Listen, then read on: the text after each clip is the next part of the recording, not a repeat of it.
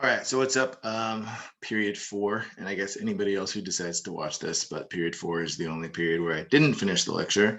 So part three, real quick. This should be pretty quick. All right, so as you know, chapter what is this? Chapter 10 is called Democratic Revolution. It's within this kind of unit four that we're talking about, this transformational period in American history, the antebellum period between 1800 and 1860, antebellum before the war. Obviously, we're talking about how the United States is growing up. The analogy I keep using is that this is America's childhood. If you met someone when they were 2 years old and then didn't see them again until they were 11, they would seem as though they were two completely different people. They'd be virtually unrecognizable in the way they look and the way they act, intellectually, emotionally, socially, whatever. That's kind of the same thing if you saw America in 1800 versus America in 1860. It's kind of like baby America versus nearly getting into middle school America. So all these transformations, all these changes, chapter 9 was about the economic changes, et cetera, et cetera. The transportation revolution, the market revolution, the industrial revolution. Chapter 10 has been about the democratic revolution, which is also known as the Jacksonian revolution, because this democratic revolution that really precedes Andrew Jackson, right? The democratic revolution really actually is kind of born out of the Jeffersonian kind of revolution that started in 1800 in the Virginia dynasty, in which a lot of states rewrote their constitutions, or at least amended their constitutions, to open up voting rights to pretty much all white men. So by the time we get to 1840, 90% of white men have the right to vote in the United States. There's very few states that have any voter restrictions by that point. And in doing so, and kind of opening up the right to vote, well, let me say first, not only do we open up the right to vote, but also expanded what people were allowed to vote on. It used to be maybe just your local state legislature. Now it's a whole bunch of other stuff, including being able to vote for president. Now, again, the people don't vote for president, but their votes influence the electoral college, which picks the president, right? So that's something that's new. So starting in like the 1820s, we start to see this whole kind of change in the way that presidential elections work and the way that politics work. Martin Van Buren, the little magician, is kind of creating this new way of doing politics that looks a lot more like what we see today, where there's party slogans and party platforms and parades and people going out and making speeches to try to convince you to vote for people. And it kind of becomes this kind of entertainment system almost for people. And again, at a time when people didn't really have anything else to entertain themselves. So anyway, that led to kind of the rise of Andrew Jackson, because as more and more of the kind of regular everyday American gets the right to vote and have their say, a presidential candidate that kind of reminds them of themselves, kind of the champion of the common man, becomes a lot more appealing.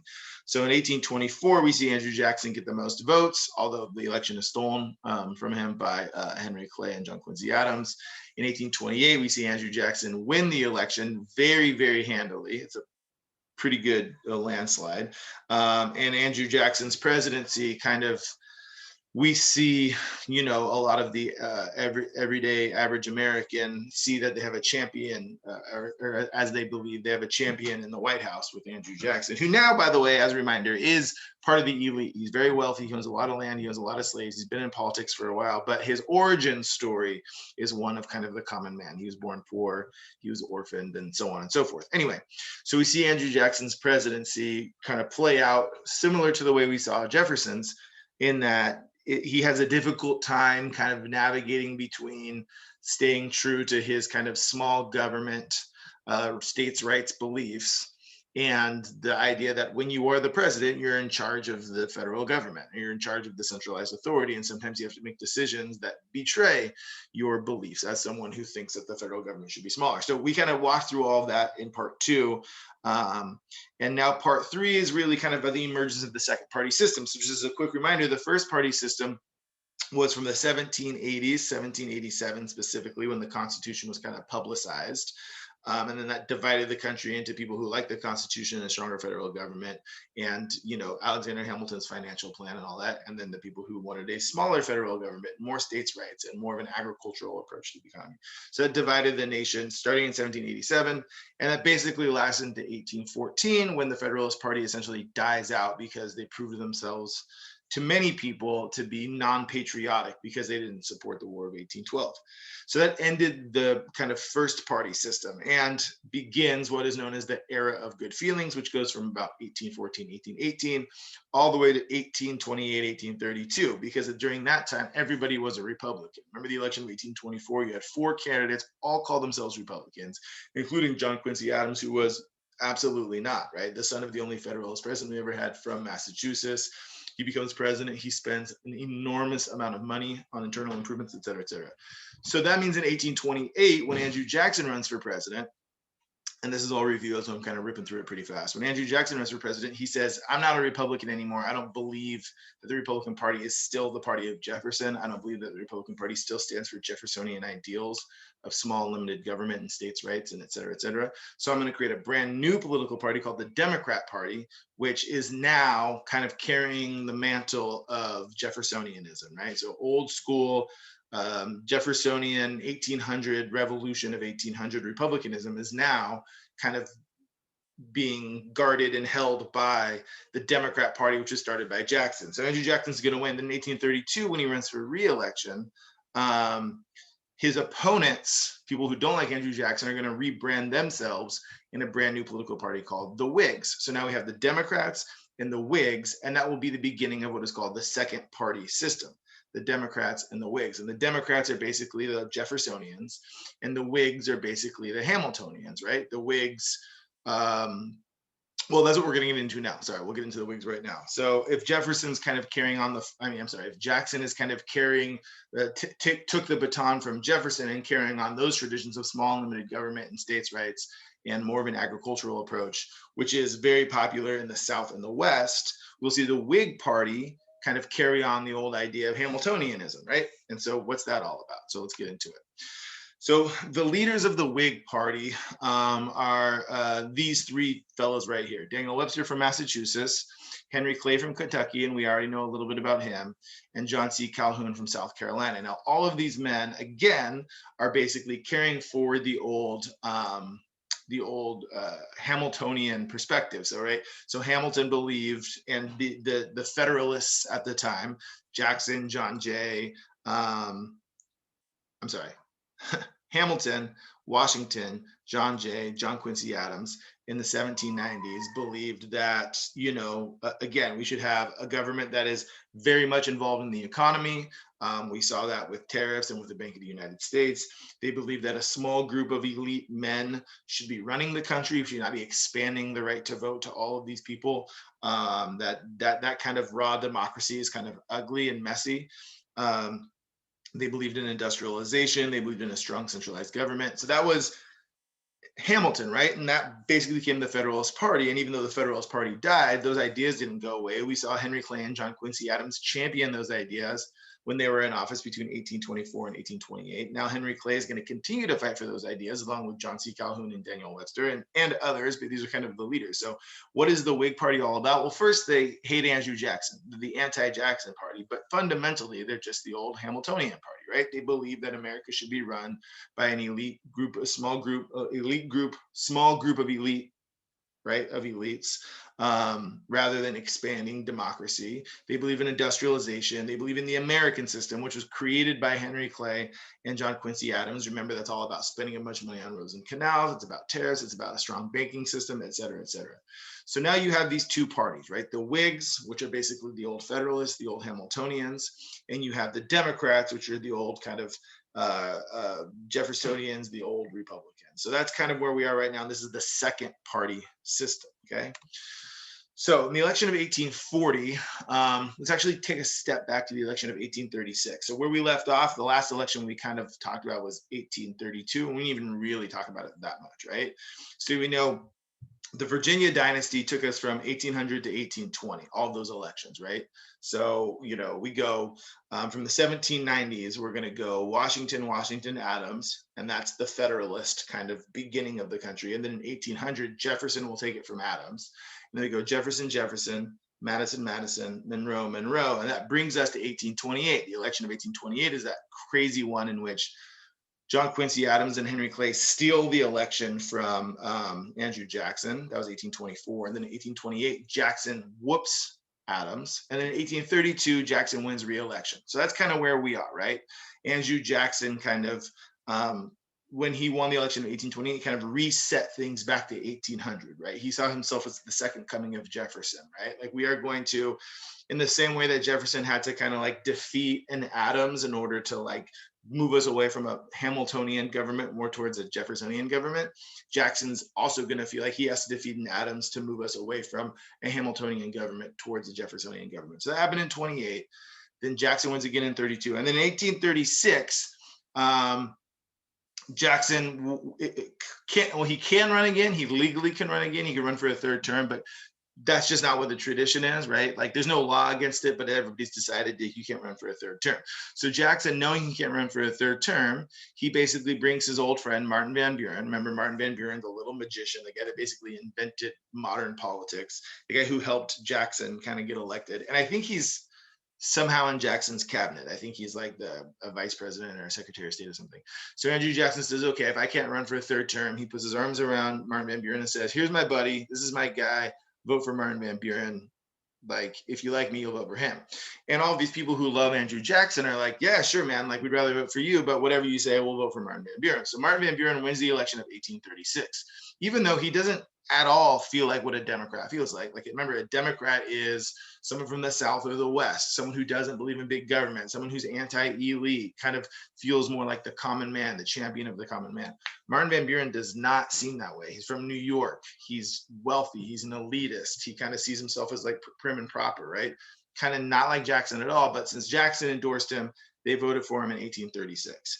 Then his first term as president is a disaster because, as you remember, in 1832, Jackson's opponents forced him to make a decision on the second bank of the United States.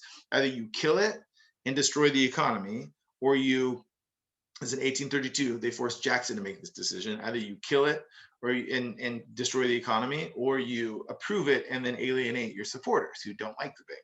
Remember, Jackson decided to kill the bank, but the economic impact of that won't be felt for a handful of years. So at the time I told you, whoever is going to follow Jackson is going to basically get handed this time bomb of the economy. And that's exactly what happens to Martin Van Buren. Martin Van Buren's like, hey, thanks for voting for me, I'm the president. And then the economy just explodes in his face. And you could tell looking at his sideburns and his hair, it looked like something just exploded in his face. So the economy crashes under Martin Van Buren. Everybody's like, boo, Van Buren, you ruined everything. And he can't very well be like, that wasn't me, that was Andrew Jackson, because everybody loves Jackson. If he blames Jackson, he's, that's not going to make anybody like him anymore. So by the time we get to 1840 and Martin Van Buren is running for re-election, right, there's monument, the economy is falling apart, right? There's like an economic crash. I think 1837, there's an economic crash. And the party already doesn't really like him very much. He doesn't feel like a Democrat, right? Again, he feels like an elitist. There's a sense of corruption around him. The economy's falling apart. So that's who the Democrats have running in 1840, someone that doesn't at all feel like a Democrat. And interestingly, who the Whigs have running in 1840 is someone who doesn't feel like a Whig, right? So remember, the Democrats are the party of the South and the West, of the common man, and they're running an elitist from New York. Meanwhile, the Whigs are the party of the elite from the Northeast, and they're actually trying to run someone that feels more like a common man. So what the Whigs have figured out is that they need to try to out Jackson, right? So Jackson and Jacksonianism has won 4 consecutive elections. He won in 24, but they stole it from him. He won in 28, he won in 32, and then his guy, Martin Van Buren, won in 36. So Jackson and Jacksonianism have won 4 consecutive elections. So they said, okay, we got to try to out Jackson. So they get this guy, William Henry Harrison. He's from Ohio, which is from the West. He's not from Massachusetts or New York or Philadelphia. He's from Ohio, which is from the West. He is well known because he was a hero from the War of 1812. Just like Andrew Jackson. He fought a lot of battles, specifically against Native Americans during the War of 1812, just like Andrew Jackson.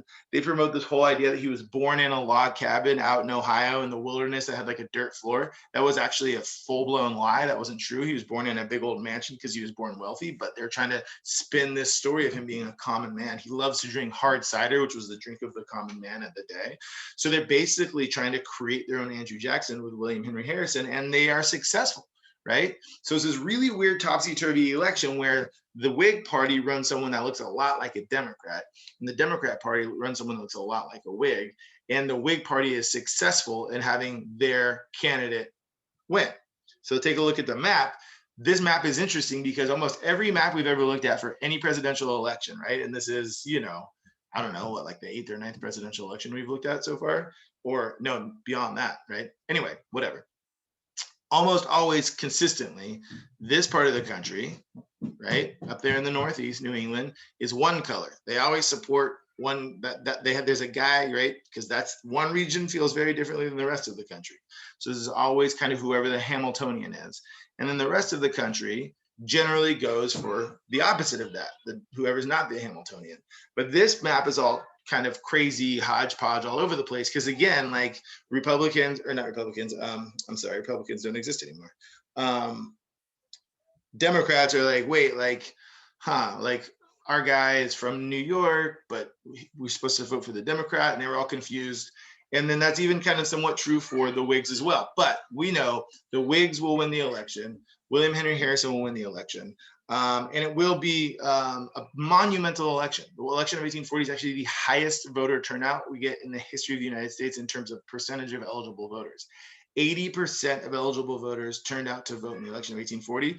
That had never happened before that. That has never happened since then. The election we just got done having was a super high turnout rate, and it was like 67% or something like that, right? 2016 was 55%. But if you look at how the numbers are increasing, not just the percentage, we go from about 30% to about 55, and then to 80. That's a huge jump. But also look at the numbers of people who are voting. Now, this is part of the story we're saying of the Democratic Revolution, right? The number of eligible voters is increasing, right? Because every 4 years we have another election. And in the meantime, probably more white men got the right to vote since the last election. So we go from less than 400,000 in 1824. 16 years later, more than 2 million more voters will vote in the election of 1840 than 1824. From under 400,000 to 2 million for over 400,000, right? That's a huge jump, but also the percentage of eligible voters is massive. And this all is part of what Martin Van Buren created, ironically, right? Martin Van Buren created this whole kind of like, you know, entertainment, politics, everybody gets excited. I'm on my team, you're on your team. There's, like I said, there's speeches and there's slogans and there's parades and there's this and that, and everybody's super into politics. And ironically, the election where you saw the pinnacle of that, in which people are turning out to vote and super into it, is the election that defeated Martin Van Buren, who's the one that created the whole thing. Irony, right? So anyway, so the Whigs are super excited. They're elated. They finally have won an election, or at least, I mean, the Whigs haven't existed that long, but the anti-Jacksonians have finally won an election. They lost in 24, but they stole it. They lost in 28. They lost in 32 to Jackson, and then they lost in 36 to Martin Van Buren, who was Jackson's hand-picked successor. Now in 1840, they finally won with William Henry Harrison, and now they get to run the country the way they want to run it. The problem is, and many of you may remember this story from elementary school, even if you don't remember, it's William Henry Harrison. He's that one president that died a month into office. You guys remember that story? I feel like kids always know that story. There's a president that died a month into, anyway, he got pneumonia and died a month after he became president. He's the first president to die in office. So that's pretty much the only interesting thing about William Henry Harrison. Well, there's three interesting things about William Henry Harrison. One is actually historically significant. The other two aren't. One, which we already talked about, that he showed that there is a new model for president, right? So Jackson showed that first, right? Jackson was the first one to be like, people were like, I want to vote for someone that represents kind of the common man perspective. But the fact that somebody else could then do that shows that this is a trend, right? This is something people want. Like, and it's not necessarily about what positions they hold as a party, but it's just about whether or not we feel like we connect with that. So it's kind of the beginning of like personality politics to a certain degree as well. So that's the first thing that's significant about William Henry Harrison. The other thing that's interesting is that he was the first president to die in office. And the third thing that's interesting is he's the only grandfather in a grandfather-grandson presidential duo, because his grandson, Benjamin Harrison, will also be president. So that's William Henry Harrison. His vice president, John Tyler, turns out, and I don't know how they didn't know this, turns out to be kind of more of a Jacksonian, right? So this whole thing is a gut punch for the Whigs, because they're like, finally we got a Whig, finally we got our guy. This is so great. A month later, he dies, and then the vice president becomes president. He's like, sorry guys, I'm kind of more of a Jacksonian. And they're like, oh God, after like all this time, we thought we finally wrestled it away from him. And now Jacksonianism has kind of taken over again. Okay, so that's where we end the chapter. But the big takeaway from this chapter is democratic revolution. We have fundamentally changed the way that politics works in this country. We've expanded the right to vote monumentally during this time period. It has changed the way that politics works. We kind of tie it in with the Jacksonian revolution. Remember, the democratic revolution precedes Andrew Jackson. Andrew Jackson doesn't create the democratic revolution. The democratic revolution creates Andrew Jackson. But then once he becomes president, he really kind of defines it in a lot of ways. So again, if this unit is all about transformation, it's all about how America looks a lot different in 1860 than it did in 1800. That is absolutely true about American politics. And that's essentially what the democratic revolution is all about. And that's why Andrew Jackson is held up as being a monumentally important president in American history. So that's part 3. Hope you enjoyed it. And, that's it. I got to come up with a better like logging out thing. If I'm going to record more things, I got to come up with a better like way to log out. It's like a slogan or something, right? And that's history. No, that's not a good one. I'll work on it. Don't worry about it.